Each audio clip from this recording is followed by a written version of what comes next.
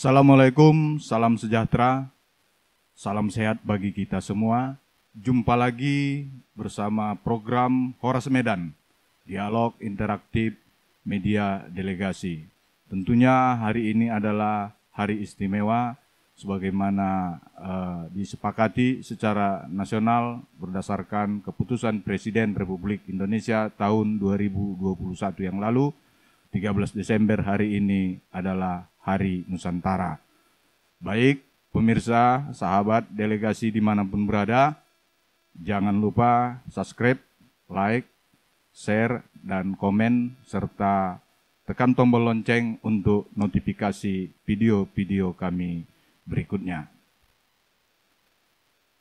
Bersama kita saat ini telah hadir Bapak Profesor Dr. Syihol Situngkir, SE MBA, yang mana kita ketahui bahwa beliau ini adalah guru besar Universitas Jambi dan pernah menjabat sebagai Rektor Universitas Katolik Santo Thomas Medan. Apa kabar, Prof? Baik, Profesor Dr. Syihol Situngkir juga nanti akan didampingi narasumber berikutnya adalah Bapak Manguji Nababan, Sarjana Sastra. Apa kabar, Pak Manguji? Pak Manguji Nababan ini adalah Kepala Batakologi Universitas HKBP Nomensen di Medan. Tentunya pada kesempatan tema kita pada hari ini, mengingat adalah hari ini merupakan Hari Nusantara, bahwa Nusantara sebenarnya kian populer dan akrab dengan beragam istilah yang disematkan. Misalnya budaya Nusantara, Islam Nusantara, hingga penamaan ibu kota pengganti Jakarta adalah Nusantara yang akan diresmikan Agustus 2024 di Kalimantan Timur. Meski sebenarnya pada tahun 1972, Tony Kuswoyo sebenarnya telah menciptakan sejumlah lirik lagu Nusantara, beberapa episode yang dipopulerkan oleh grup musik Kus Plus sebagai motivasi kecintaan terhadap Nusantara. Ya, memang Nusantara merangkum kebinekaan yang ada di Indonesia. Pada kesempatan ini mungkin kita akan mengulas Nusantara dari sisi keberagaman potensi alam, budaya, dan adat istiadat. Bersama Profesor Situngkir, tentunya kita perlu dengar dulu sejenak narasinya, bagaimana Prof menyimak potensi alam Indonesia yang sebenarnya tidak bakal membuat kita hidup dalam kemiskinan, atau seperti apa pendapat Prof?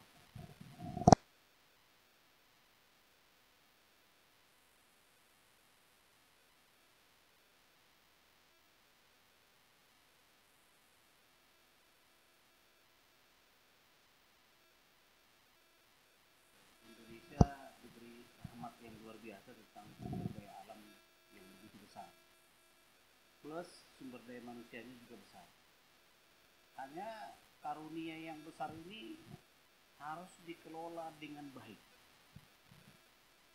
Kita terdiri dari 5 pulau besar dan terdiri beribu pulau. Di dalamnya terkandung sumber daya alam yang luar biasa. Dan ini harus kita syukuri. Dan kita hanya tinggal bagaimana mengolahnya dengan kekuatan sumber daya manusia unggul. Tidak perlu jauh-jauh kita melihat contoh. Singapura, satu negara yang kaya raya dengan pendapatan per kapitanya yang hebat, tapi tidak ada sumber daya alam. Mereka mau menanam jagung di mana? Menanam padi di mana? Tapi sumber daya manusianya sungguh sangat luar biasa. Sumber daya manusianya sungguh luar biasa. Lalu pertanyaannya, mereka hidup dari mana? Mereka hidup juga dari sumber daya alam yang ada dari negara-negara sekitarnya, termasuk kita dengan Thailand. Di Indonesia sumber daya alamnya berlimpah. Jadi kalau kita mau mengidentifikasi sumber daya alam itu bisa dilihat dari sifatnya yang masih bisa kita hirup udara, ya, dan lain sebagainya, air, ya. Bisa kita lihat dari asal-usulnya yang berasal dari bumi yang harus kita manfaatkan untuk kesejahteraan masyarakat Indonesia. Sumber penghidupan yang luar biasa kepada kita semua. Saya teringat saya dari Samosir saya. Rasa-rasanya saya hidup mulai lahir tidak pernah saya kelaparan karena di sana ada jagung, ada bawang, ada ubi, tersedia dengan kesuburan tanah Indonesia. Ini yang pantas kita syukuri. Apalagi sumber daya manusia kita ini bisa mengimbangi, bisa mengolah itu, menambah ya, value added, nilai tambah atas sumber daya alam itu semakin banyak manfaatnya.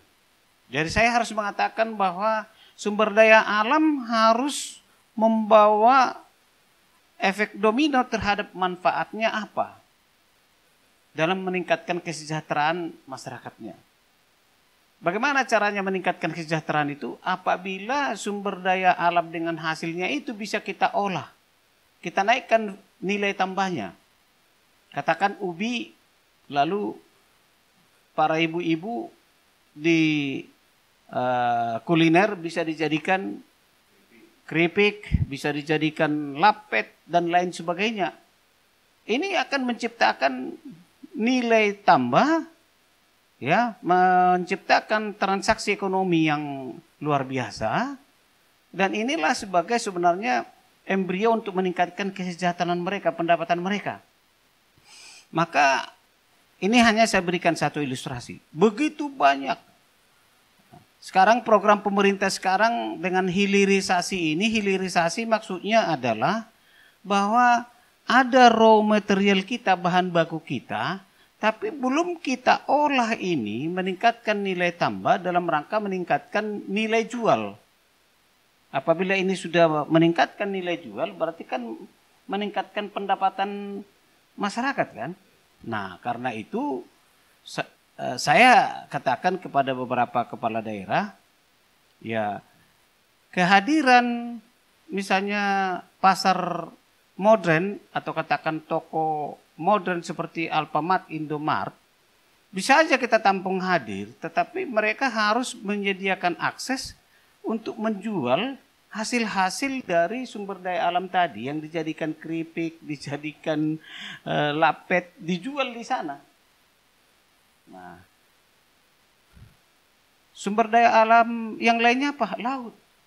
Begitu banyak kekayaan laut kita, ikan, dan lain sebagainya. Katakanlah di Danau Toba. Tetapi itu masih sebatas kita konsumsi, belum kita tingkatkan nilainya. Belum kita hilirisasi itu, meningkatkan nilai tambah. Dan kalau boleh sebenarnya di packaging bisa diekspor kan. Nah, tentunya butuh keterampilan inovasi baru, kreativitas. Intinya memerlukan SDM unggul supaya ini bisa menjadi sumber daya alam yang bermanfaat. Nah, begitu pula yang lain. Contohnya yang harus kita coba, saya berikan 2 ilustrasi ini supaya kita bisa melihat sumber daya alam yang begitu luas, tidak begitu banyak manfaatnya ketika dia tidak diolah, tidak diproses dalam rangka meningkatkan nilai tambah. Itu dulu sebagai pengantar dari saya. Terima kasih. Menarik sekali penjelasan Profesor Syihol Situmkir, tetapi dengan segenap potensi yang cukup besar, seperti Kus Pulus juga bilang, tongkat dan batu bisa jadi tanaman. Artinya ya apa saja begitu gampangnya subur. Lalu bagaimana tantangan ekonomi global? Kenapa kita selalu gundah, selalu galau akan tingkat perekonomian masyarakat kita di Indonesia? Terpaan global seperti itu yang yang mengiang di telinga masyarakat kita? Bisa dijelaskan sedikit, Prof? Saya tergolong ya artinya insan yang optimis ya. Insan yang optimis. Apapun arus globalisasi yang karena tanda kutip ekonomi itu ada politik ekonominya. Dalam politik ekonomi bisa aja negara lain seperti menakut-nakuti kita. Seolah-olah dengan dihembuskan globalisasi, ada pengaruh ini dan lain sebagainya, lalu kita ketar-ketir. Menurut saya salah. Tidak perlu kita tangkap itu sebagai melemahkan semangat kita untuk memajukan negara ini. Kenapa? Karena kita ada sumber daya alam yang begitu luas. Ada sumber penghidupan manusia di kampung kita. Di sana masih ada sayur-sayuran ditanam, masih ada ubi-ubian ditanam, masih ada padi ditanam, masih ada hewan kita, masih ada kita bisa beternak dan lain sebagainya. Kita punya hamparan yang begitu luas. Saya tidak khawatir bahwa kita itu dengan katakanlah karena dampak pengaruh perang Ukraina dengan Rusia lalu berdampak cepat dengan kita. Tidak. Kita beda dengan negara lain.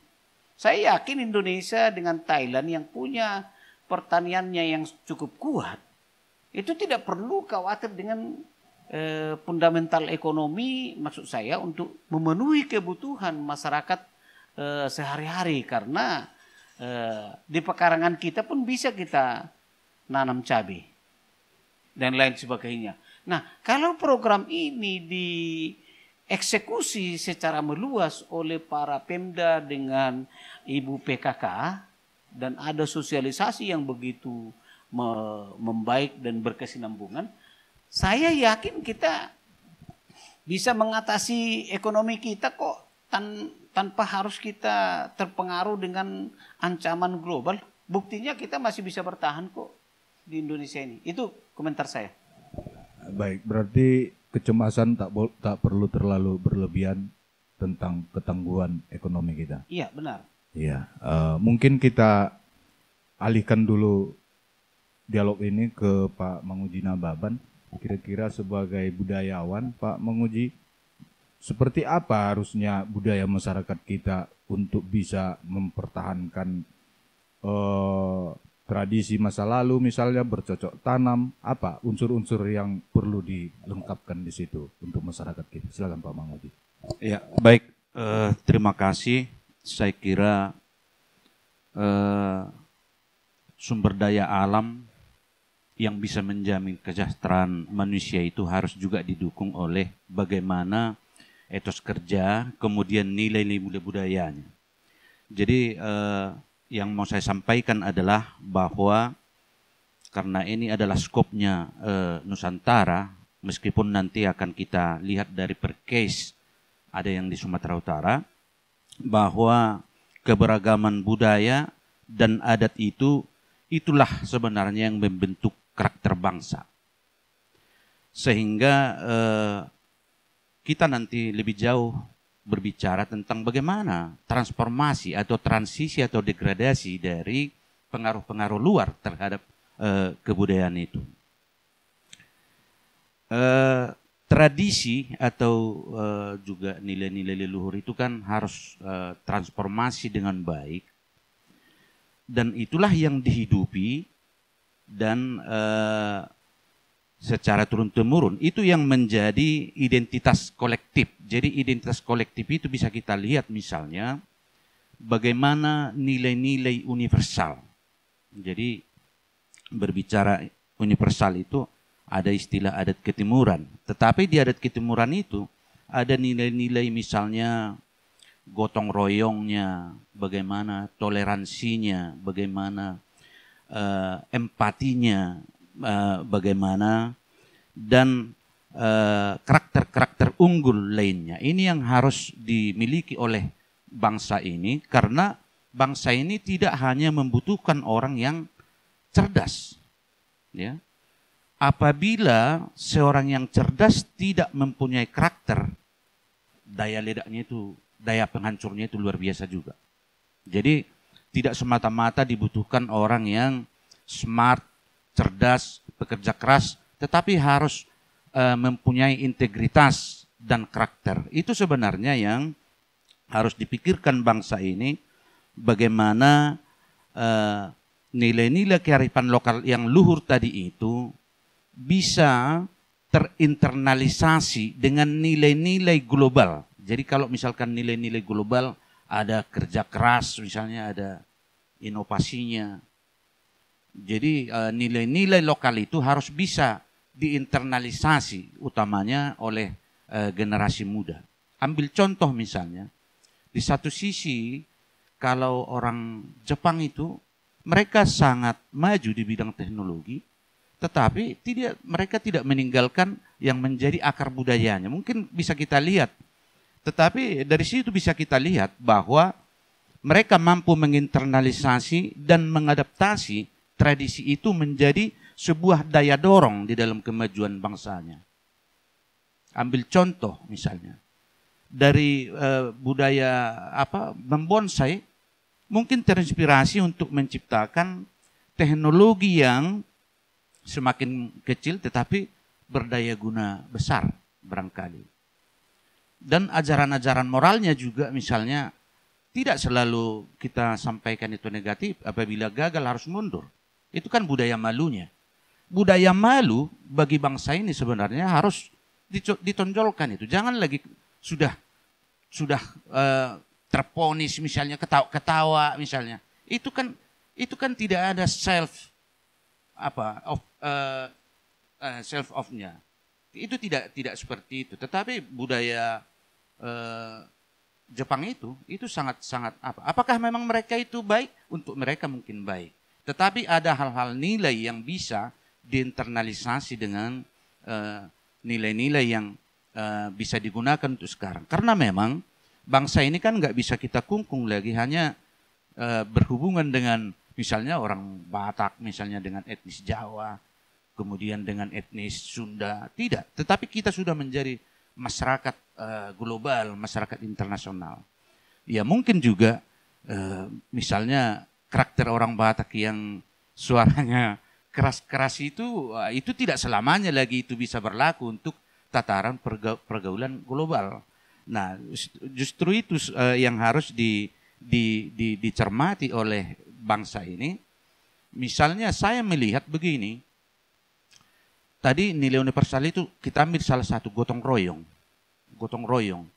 Jadi kalau kita bisa lihat sebenarnya di dalam pelaksanaan adat misalnya di kampung-kampung di daerah epicentrum asal dari orang Batak itu, saya begitu terkejut karena kebetulan itu langsung saya alami beberapa minggu yang lalu.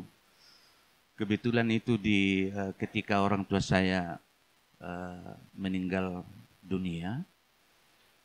Ini justru saya mengadakan semacam pertentangan dengan saudara-saudara saya yang perempuan yang sudah cenderung untuk meminta untuk menyediakan konsumsi untuk apa itu supaya dikateringkan.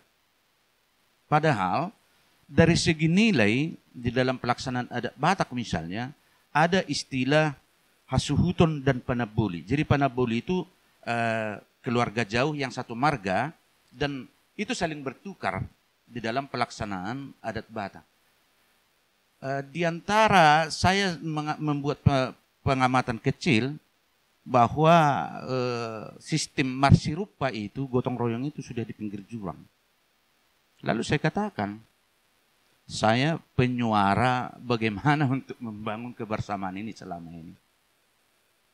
Kalaupun misalnya hitungan klien dari segi praktisnya atau mungkin ongkosnya lebih murah, tetapi itu adalah sendi-sendi yang harus kita pelihara. Karena ketika nanti kita sudah mengundang catering untuk mengerjakan itu, nanti mereka tidak akan peduli lagi atau tidak, bahkan tidak datang lagi karena sudah disediakan semua. Itu salah satu contoh dari sudah semakin terdegradasinya sistem gotong royong yang ada di kampung. Nah, kemudian yang kedua, saya melihat bahwa pada masa-masa terakhir ini, baik juga dari segi nomenklatur pemerintahan yang harus mengurusin semua masyarakat, ada sedikit kecengengan. Tidak jauh juga dari tempat tinggal kami itu saya lihat ada orang bergotong royong, ada yang memakai pakaian ASN, dan satu pun tidak saya kenal mereka, untuk membersihkan kampungnya. Nah, itu salah satu mungkin karena apakah karena sistem upahan atau mungkin ada perintah dari pimpinannya.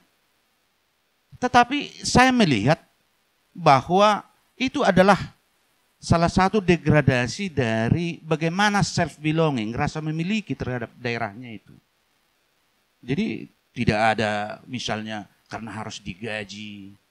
Saya masih ingat dulu waktu panen di kampung kami itu cukup hanya kita berikan sedikit makanan yang agak enak untuk membantu kita untuk mengambil padi. Sekarang sudah harus digaji. Nah, itu beberapa artinya sendi-sendir dari nilai-nilai di masyarakat Batak itu yang semakin meluntur. Padahal menurut Basil Hamidi Harahap, bahwa dari 9 nilai utama, nilai kekerabatanlah yang tertinggi, hampir sekitar 34% nilainya yang terkait dengan partuturon, kemudian tarombo, kemudian melaksanakan hubungan antara Dalihan Natulu itu yang lebih tinggi. Ancaman yang serius untuk pemertahanan nilai-nilai budaya itu adalah ketika unsur kekerabatan itu sudah semakin memudar. Itu saya kira sebagai di awal bagaimana pentingnya dan bagaimana potensi keberagaman budaya di Nusantara itu menjadi pijakan di dalam pembentukan karakter bangsa. Menarik sekali penjelasan Pak Manguji Nababan. Jadi saya juga ini sebuah ilustrasi barangkali sebagai bukti sebuah tradisi maupun budaya terhadap ancaman bencana. Misalnya kalau dulu opung atau kakek itu melarang anak-anaknya menebang pohon-pohon kecil atau lagi megang parang berjalan mau ke ladang, semua ditebang. Jadi sebenarnya itu sudah turun-temurun leluhur, warisan leluhur sebenarnya bagaimana kita menjaga alam. Nah, jadi degradasi moral ini juga atau budaya ini nampaknya sudah nggak bisa kita elakkan. Mungkin banyak unsur yang mempengaruhinya, apakah teknologi, ya termasuk partuturon. Misalnya orang sekarang begitu gampang manggil Om. Kalau dia bukan orang Batak misalnya, bagi kita nggak persoalan, tapi semua Omnya.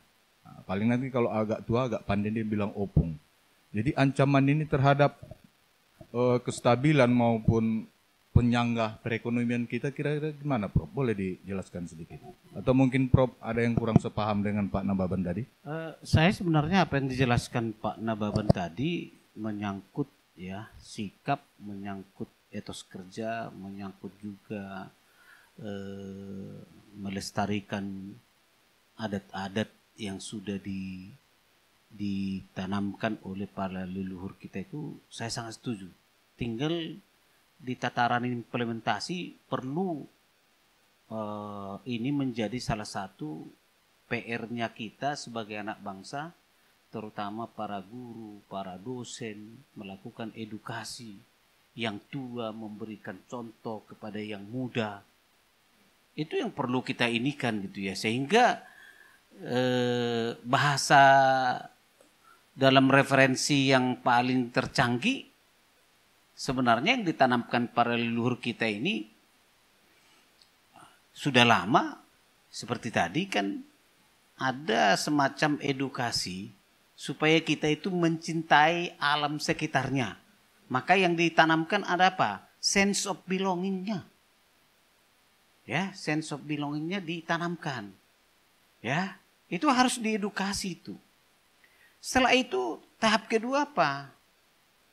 Perlu diedukasi juga sense of care-nya, kepeduliannya untuk memelihara tidak sembarang menebang hutan, ya, tidak sembarang merusak lingkungannya, membuang sampah.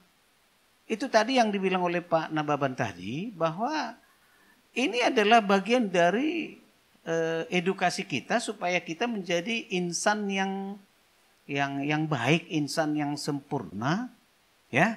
Lalu terakhir ada tingkatannya itu, sense of action, actionnya itu yang perlu. Contoh, ketika ada seseorang tanpa disebutkan namanya, ya, membuang puntung rokok sembarang, katakanlah begitu, atau membuang sampah ketika dia berlayar di Danau Toba lalu dibuang sampah atau apapun namanya itu ke danau itu menurut saya adalah satu aksi yang tidak bisa kita terima gitu ya. Artinya tidak bisa kita teladani model-model seperti itu. Makanya di zaman serba digital sekarang, anak muda, anak-anak kita juga harus memanfaatkan teknologi ini. Dipoto itu yang buang puntung rokok itu, sampah itu. Itu dulu yang diperhatikan Ahok ketika gubernur di DKI, sehingga semua melapor ke dia tentang ada kegiatan-kegiatan seperti ini, masih ada kebiasaan seperti ini yang berlangsung hingga saat ini. Maka itu akan menjadi salah satu bahan untuk melakukan edukasi kepada masyarakat gitu. Nah, jadi kalau misalnya contoh, mungkin ya, kalau ada kebakaran hutan, mungkin tadi baru awal itu. Ketika ada tadi masih rumpah gotong royong tadi tidak merasa bodoh, maksudnya masa bodoh, bisa padam kok itu. Tidak perlu harus menjalar sampai besar itu api itu. Itu tadi yang dibilang oleh Pak Nababan, ketika masih gotong royong ini masih bagian dari kultur ya kita, cara membantu satu sama lain dalam rangka melestarikan lingkungan kita. Itu kalau saya lihat. Nah, dampaknya kepada ekonomi tadi dulu bisa lebih besar lahan itu dikerjakan untuk kesejahteraan masyarakat, alam itu dikerjakan, asalkan ada kita saling bekerja, saling membantu, bergotong royong, supaya kita saling memperhatikan, supaya kita mendapatkan kesejahteraan yang sama atas alam sekitarnya. Yang terakhir yang mau saya katakan adalah alam yang begitu luas, sumber daya alam kita, ada yang bisa diperbaharui, didaur ulang, ada yang tidak bisa didaur ulang. Nah, karena itu ada hitung-hitungannya. Ketika minyak, gas ini dikatakan tidak bisa didaur ulang, maka kita juga harus melakukan penghematan dalam menggunakan ini. Karena ini stok kita bukan hanya di generasi sekarang, tetapi stok kita untuk generasi yang akan datang.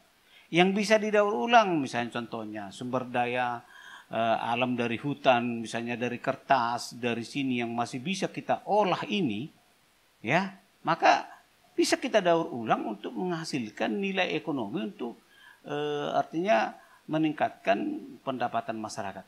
Nah, jadi banyak contoh-contoh yang harus dikerjakan oleh masyarakat. Intinya menurut saya Pak Nababan, kita ini kurangi itu GKT kita, gengsi kelas tinggi. Sepanjang itu masih halal, masih baik, kita jangan pernah menganggap remeh pekerjaan-pekerjaan apapun itu. Ya, itu dihasilkan atas keringat dia dan bisa menghasilkan sedikit pendapatan untuk menghidupi keluarganya. Nah, karena itu menurut saya, mari kita saling mengingatkan satu sama lain sehingga kita bisa memelihara, melestarikan lingkungan kita ini dengan baik. Saya pikir itu tambahan dari saya. Terima kasih. Baik, terima kasih Prof. Menjadi semakin terang benderang persoalannya, tetapi saya mau merinci sedikit tentang kekerabatan maupun gotong royong tadi. Kalau di kampung kami di Tapsel, ya Tapsel, itu ada marsialap hari namanya. Istilahnya ini kalau misalnya mirip ya, sebutan konsonannya aja. Jadi itu adalah pekerjaan gotong royong. Misalnya satu keluarga membuka satu perladangan, maka nanti misalnya untuk membakar hasil pohon tebangan tadi untuk jadi ladang itu nanti diundang orang kampung, siapkan makan dan minum. Demikian juga untuk membangun rumah atau gubuk. Itu sudah dipersiapkan semua kayu-kayunya, peralatannya.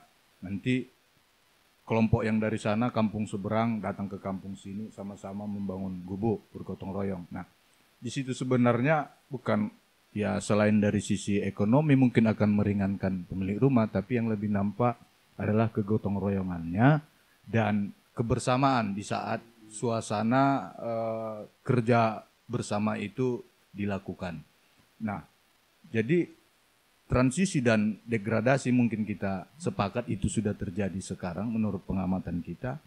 Lalu apa langkah-langkah yang diperlukan nantinya dari sisi peran akademik, barangkali peran orang tua lebih khusus lagi. Mungkin Pak Manguji Nababan bisa narasikan sedikit.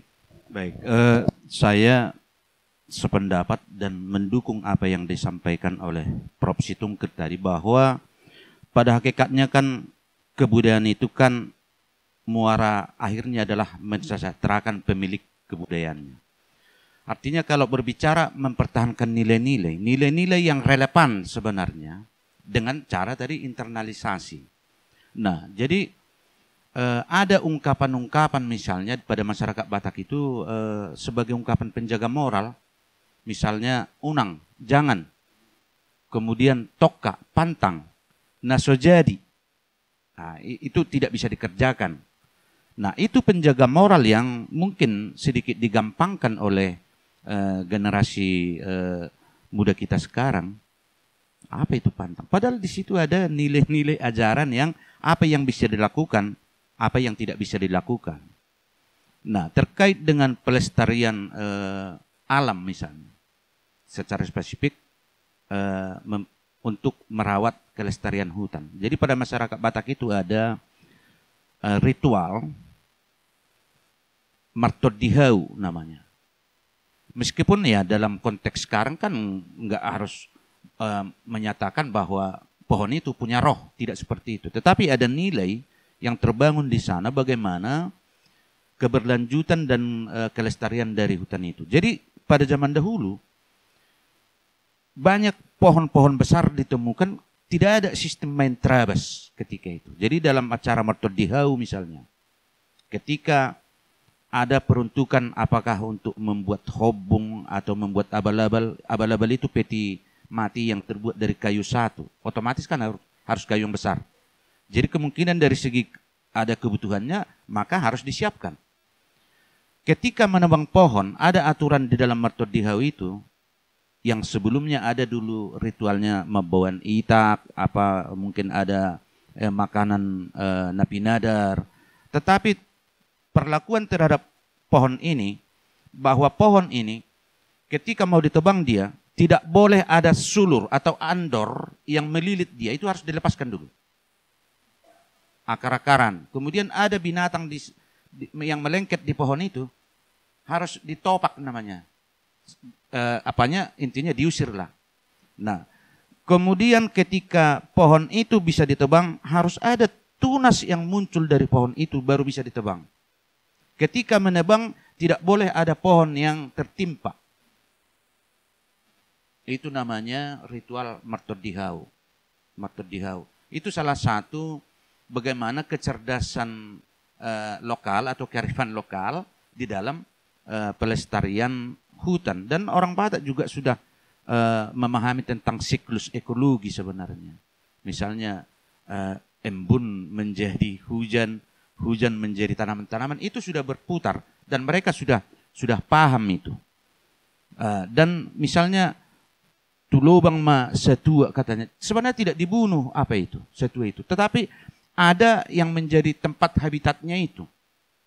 Sanggar maporek. Kenapa sanggar itu pimping? Karena supaya ada makanannya. Jadi biasanya dulu orang Batak itu menanami pimping itu atau sanggar itu di dekat sawah supaya tidak memangsa memakan itu. Nah, pengalihan. Nah, sekarang yang menjadi question mark, pertanyaan sebenarnya apa yang menjadi penyebab dari degradasi itu? Itu harus kita identifikasi dulu sebenarnya.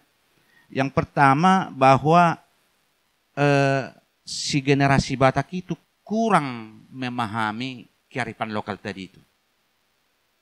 Di mana sebenarnya depositnya itu?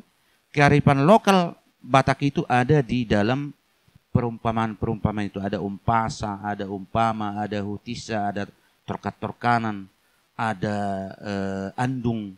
Di situ ada semua, itu depositnya.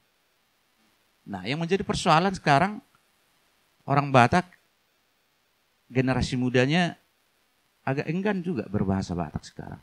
Bukan hanya di kota. Di kampung sekarang sudah sedikit, saya tidak tahu apakah perasaan malu atau mungkin anggapan keren kalau berbahasa Batak. Padahal pintu masuk untuk memasuki kebudayaan itu adalah bahasa. Nah, ketika unsur bahasa ini sudah hilang, saya yakin nilai-nilai yang tadi yang kita bicarakan itu akan juga bersama akan sirna. Nah, kemudian pengaruh teknologi, kemudian globalisasi, itu kan sesuatu yang tidak bisa kita bendung itu. Kita tadi sudah sepakat bahwa kita sudah menjadi warga dunia, menjadi warga global. Mungkin dari segi aspek teknologi misalnya, salah satu kita ambil contoh, permainan rakyat, permainan anak-anak, mungkin Pak Siregar, mungkin dulu kita masih patok lele, gasing, atau kejar-kejaran. Iya, padahal itu kan mengajarkan kita sebenarnya bagaimana bekerja tim, misalnya jujur, atau cekatan. Sekarang kan permainan, bukan hanya permainan anak-anak saya kira ya. Orang tua juga sekarang sudah mau diam-diaman suami istri masing-masing asik dengan apanya. Nah, itu saya kira beberapa pengaruh dari teknologi.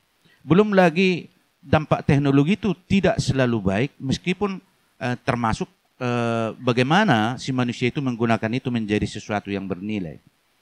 Dampak dari teknologi dengan ditemukannya rice cooker misalnya, untuk pemahaman kosakata misalnya. Kalau rice cooker sudah ada, maka monis tidak ada, menir tidak ada lagi. Lalu hruhur, itu kerak nasi itu tidak ada. Kemudian sobuhon tidak dikenal orang lain, itu karena teknologi. Ada berapa kosakata bahasa Batak yang habis karena teknologi tadi itu. Tataring tidak ada lagi, tidak diperlukan lagi. Mungkin orang tidak akan ke depan tidak tahu lagi, generasi muda Batak menyatakan masih sulu di Tataring, tidak ada lagi itu. Padahal itu semua media ketika di daerah dingin seperti di kampung kami di Humbang sana, bahwa terkadang juga si orang tua memberikan pesan moral atau pendidikan nasihat kepada anak-anak ketika berdiam. Sambil berdiam masak nasi. Tetapi juga disampaikan tuturan-tuturan lisan yang berisi tentang ajaran-ajaran moral. Itu saya kira bahwa krisis karakter dan identitas akan menyuburkan tindakan-tindakan yang tidak baik, misalnya korupsi. Karena tadi permainan itu kan ada di sana dilatih kejujuran misalnya. Kemudian ketika nilai-nilai gotong royong itu tidak mungkin orang sudah semakin individualis, tidak ada lagi kepedulian, tidak ada rasa empati. Padahal itu tadi sudah kita sepakati sebagai nilai-nilai yang universal bagi masyarakat di Nusantara. Itu saya kira beberapa tambahan dari apa yang saya sampaikan tentang kebudayaan. Ya, baik, cukup detail mungkin yang disampaikan oleh Pak Mangujina Baban. rekan-rekan audien mungkin bersabar dulu untuk menyampaikan pertanyaan. Saya mau ajukan satu pertanyaan ke Profesor Syihol.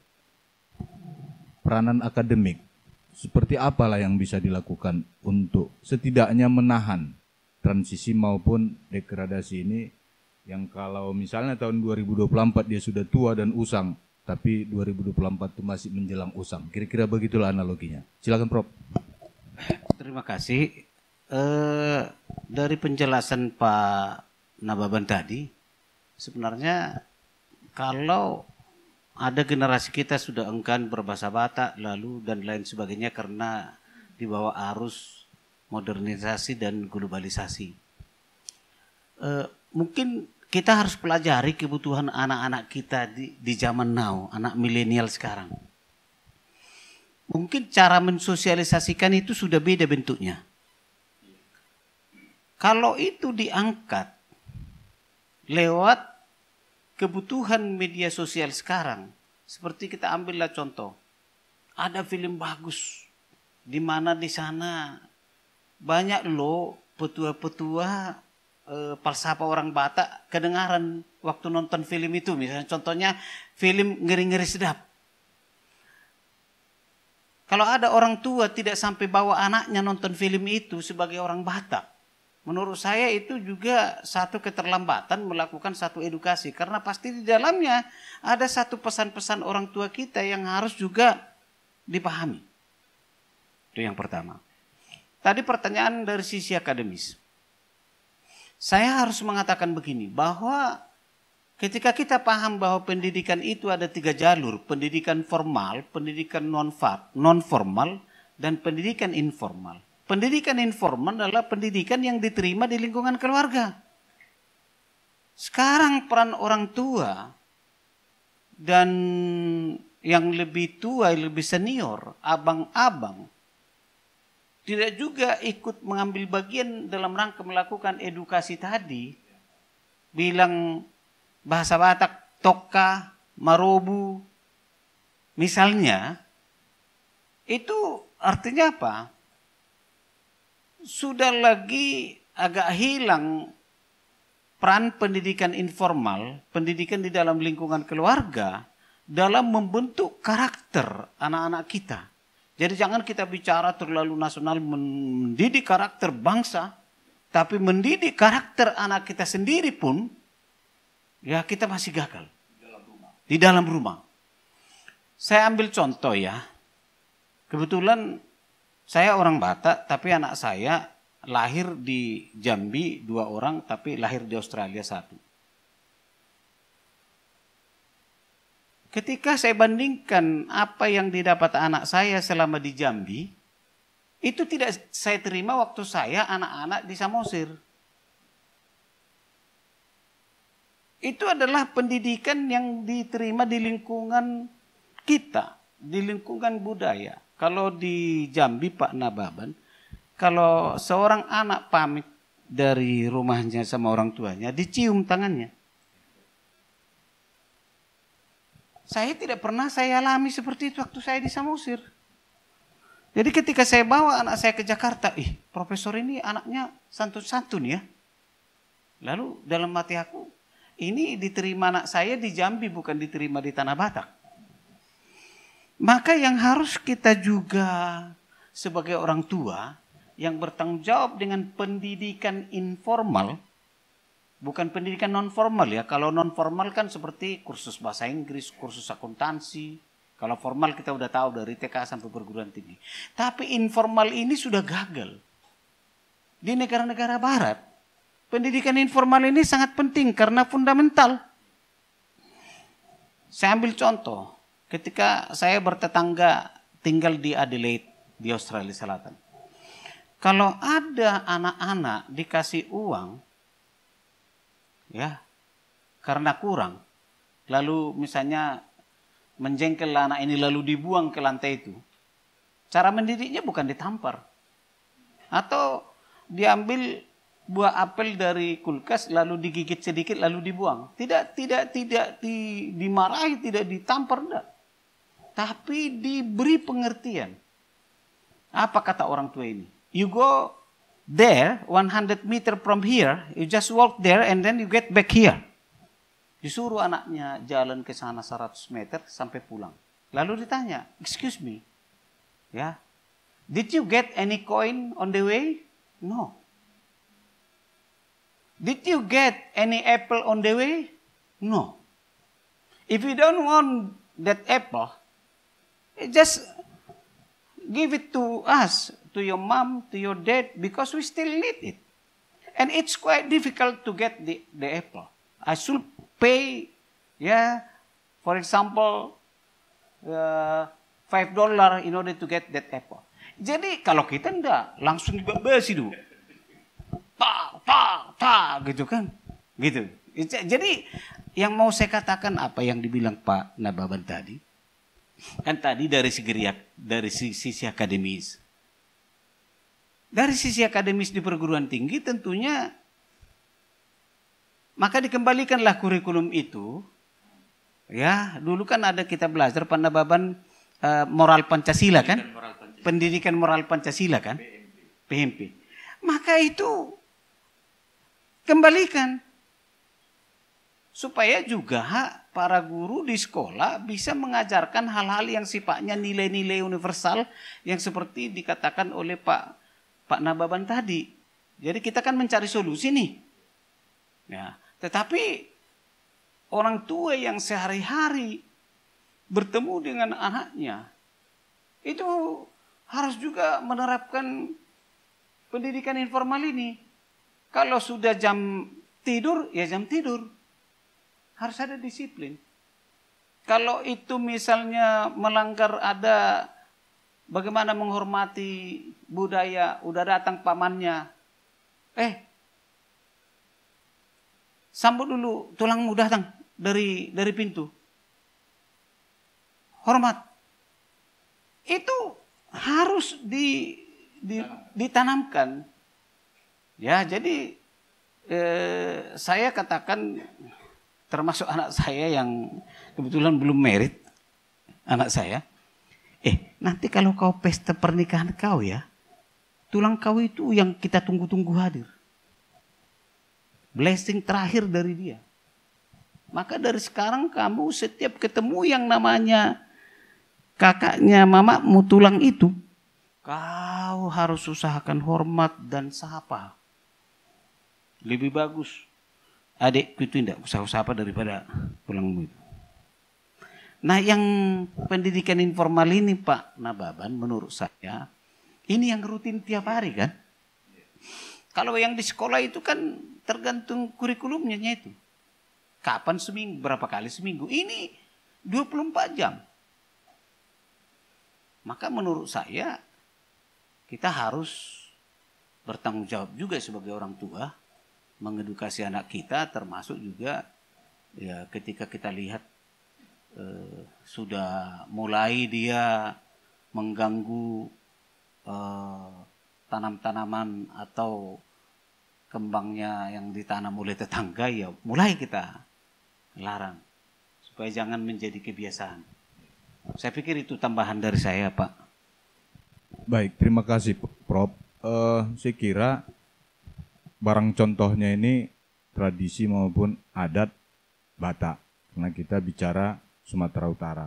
Tetapi kita juga sangat yakin bukan hanya di tradisinya Batak, tapi di beberapa suku yang ada di Indonesia juga sepertinya mengalami hal yang sama, bahwa degradasi dan transisi budaya warisan leluhur itu sudah mulai sangat terancam, bahkan bisa punah, barangkali bisa punah. Jika pendidikan informal seperti yang disebutkan Profesor Siol Situngkir tadi tidak betul-betul ditanamkan atau orang tua di rumah masing-masing tidak memiliki kemampuan untuk itu. Baik, saya kira itu sekadar ilustrasi. Audien mungkin sudah nggak sabar lagi untuk mengajukan pertanyaan dalam dialog kita pada kesempatan kali ini. Silakan disampaikan, terserah nanti Pak Manguji atau Profesor Siol yang memberikan jawaban. Sebutkan nama dan lembaga maupun kawasan tempat tinggal. Kepada audien kami yang terhormat, waktu dan tempat kami persilakan. Selamat sore Pak, perkenalkan nama saya Valencia Stompul. Saya berasal dari Universitas Prima Indonesia. Saya ingin bertanya Pak, dalam setiap peringatan Hari Nusantara, selalu kita dengar bahwa sumber daya kelautan memiliki potensi sangat besar.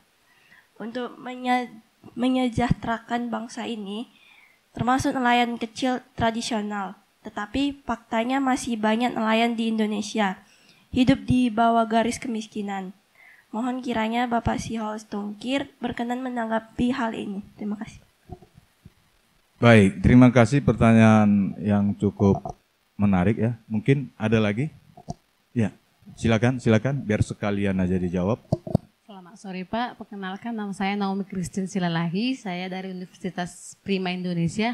Saya ingin bertanya kepada Bapak Manguji Sinababan, sektor pembangunan mana saja yang menurut Bapak perlu segera diperbarui oleh pemerintah agar potensi kelautan bisa membuka kesempatan kerja bagi kalangan generasi muda. Terima kasih Pak. Terima kasih. Dua pertanyaan ini kalau boleh digarisbawahi adalah tentang situasi nelayan atau warga kita di kawasan laut barangkali. Langsung aja Prof. Syihol boleh? Silakan Prof. Izin waktunya. Baik, ini sebenarnya pertanyaan yang sangat bagus ya. Jadi sebenarnya mungkin dekat kali lihat-lihat para nelayan ya. Sebenarnya di pemerintahan sekarang sudah ada terobosan-terobosan ke sana. Maka ketika Menteri Kelautannya Ibu Susi kan sampai sempat istilahnya itu membakar menangkap perahu ya, itu maksudnya itu sebenarnya supaya para nelayan ini punya kesempatan lebih banyak menangkap ikan kan itu. Tapi memang analisismu hebat. Memang kelemahan kita apapun yang kita punya kita produksi, kalau kita tidak membantu para nelayan itu dalam rangka memasarkan hasil tangkapan itu dengan benar ya, dan memerangi para calo-calo, itu tak akan bisa lebih banyak mereka dapat. Itu pertama. Nah karena itu saya punya pemikiran bahwa supaya hasil tangkapan itu masih bisa berdaya nilai lebih tinggi, maka prosesnya adalah diolah, dihilirisasi. Jadi ikan yang ditangkap itu kalau masih segar kayak gitu kan tidak mungkin ditahan berapa lama kan. Maka harus ada proses ya hilirisasi, bagaimana membuat itu menjadi ada pengalengan ikan, ada membuat ikan rebus, ada ikan asin, supaya dia bisa bertahan lama dan bisa dipasarkan ke daerah lain yang minus tentang potensi akan ikan tadi. Itu salah satu. Itu caranya. Nah, yang berikutnya tentunya itu di sekitar nelayan tadi harus juga kita lihat mereka sudah punya koperasi atau tidak dalam rangka menyamakan harga dan memasarkan hasil tangkapan ikannya supaya mereka bisa mendapatkan harga yang lebih stabil, lebih standar, tidak dipotong oleh para saudagar-saudagar atau calo-calo yang menjatuhkan nilai harga itu. Itu harus dilakukan, maka dinas terkait harusnya menurut saya harus bisa juga memantau itu. Nah, itu salah satu yang harus kita inikan. Nah, tetap juga Pak bahwa kreativitas dan inovasi tadi harus muncul juga di level para nelayan tadi supaya mereka bisa meningkatkan nilai tambah daripada hasil tangkapan ikan itu. Jadi lewat koperasi bisa menyamakan komitmen bersama tentang harga. Jadi tidak sembarang lagi sendiri-sendiri menjual sesuka-sukanya, tapi sudah ada aturan.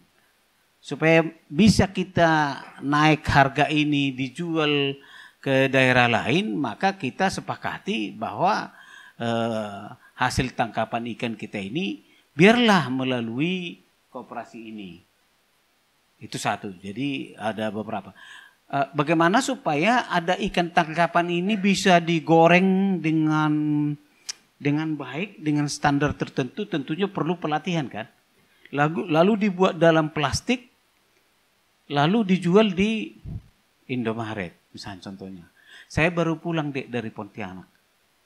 Jadi saya bawa hasil tangkapan dari nelayan itu oleh-oleh yang kita bawa dari Pontianak, Pak. Bayangkan bukan hanya ikan, belut pun bisa mereka goreng sampai kita bawa ke Jakarta, masih layak kita makan sampai hampir sebulan. Siap saji. Nah, yang seperti inilah yang seharusnya juga oleh para pejabat-pejabat di dinas terkait harus lakukan edukasi kepada masyarakat. Saya pikir itu jawaban saya untuk adik ini. Saya kira menarik sekali ya penjelasan Profesor Siol Situngkir. Justru ini tradisi atau budaya yang perlu diboboti dengan kecanggihan teknologi. Kenapa saya bilang begitu? Ya, kita paham betul warga nelayan ini karena di laut tidak pernah habis habitatnya. Ya, besok ke laut yang penting dapat sedikit, tidak sampai ke arah sana. Ini kan tradisi juga yang dalam tanda petik tradisi ya memang tradisi begitu. Jadi ini yang perlu diboboti oleh kecanggihan maupun program pemerintah barangkali dalam pemberdayaan perekonomian nelayan. Mungkin bisa ditambahi sedikit Pak Manguji sebelum kita akhiri. Baik, meskipun saya sebenarnya tidak banyak tahu tentang nelayan karena kampung kami di dataran tinggi. Tetapi yang saya lihat kalau laut itu mungkin Prof itu kan sumber daya alam yang bisa diperbaharui ya.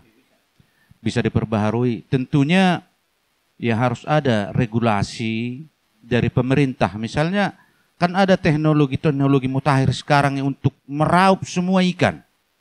Itu saya lihat ada trawel atau apa. Jadi kan karena memang itu harus di sumber daya alam yang diperbaharui, harus ada regulasi yang bisa menghidupi oleh nelayan-nelayan tradisional. Jadi kalau misalkan habis disapu jagat semua oleh pengusaha-pengusaha besar itu, ya bagaimana dengan nasib petani kecil? Padahal itu kan harus dilindungi oleh pemerintah. Jadi itu saya kira jawaban yang bisa saya dari teknisnya saja, bukan ilmuannya. Ya, namanya budayawan atau orang budaya itu juga memahami semua sisi dan sektor kehidupan di masyarakat kita. Baik sahabat delegasi yang kami banggakan, tanpa terasa kita sudah berada di posisi 1 jam lebih dalam dialog ini. Ya mudah-mudahan apa yang disampaikan dalam forum dialog ini ada manfaatnya, lebih khusus kepada keluarga Indonesia agar betul-betul mampu mengedukasi anak-anak kita mulai dari rumah. Sehingga inilah nanti yang akan menjadi bekal bagi mereka menghadapi berbagai tantangan, kemajuan teknologi dan perkembangan zaman di masa yang mendatang. Mungkin itu saja yang dapat kami sampaikan. Saya host Maruli Agus Salim mengucapkan terima kasih atas perkenan dua narasumber kita, Pak Manguji Nababan, Sarjana Sastra, dan Profesor Dr. Siol Situngkir SE MBA, serta hadirin audien yang masih setia di studio ini. Akhir kata, saya mengucapkan terima kasih. Assalamualaikum, salam sehat, salam sejahtera bagi kita semua. Media delegasi, cerdas, elegan, aspiratif. Horas. Manguji Nababan yang telah hadir dengan undangan kami di acara Horas Medan di media delegasi. Kami dari keluarga besar media delegasi mengucapkan terima kasih kepada tulang kami, kepada Amang Nababan. Semoga dengan acara yang kita langsungkan sore hari ini menjadi yang membuat yang terbaik bagi kita semua, juga untuk masyarakat Sumatera Utara umumnya. Harapan kami juga dengan para mahasiswa juga bisa berkoordinasi sesama para guru besar di sini, bisa saling bertukar pikiran dalam mencerdaskan kehidupan berbangsa dan bernegara. Terima kasih Tulang Prof, terima kasih Amang Baban, terima kasih. Langsung saja Pak Mandala Saturnip menyerahkan sertifikat kepada Pak Manguji Nababannya. Ya, silakan. Udah aman itu. Di foto.